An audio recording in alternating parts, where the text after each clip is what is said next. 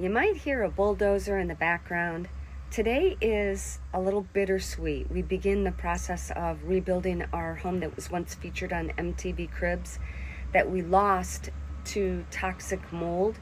Never saw anything. We just kept getting sicker and sicker.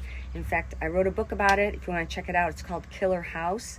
So I'm going to walk over and show you. I'm standing in front of a 700 square foot log home that we built in the meantime because this was 20 years ago. We didn't know what we were going to do and how we were going to, if we even wanted to rebuild.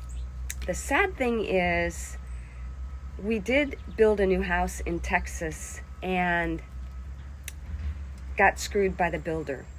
Going in saying, look, our former builder of our MTV Cribs house didn't install the flashing right. Make sure you install the flashing right. Sure, no problem. No problem.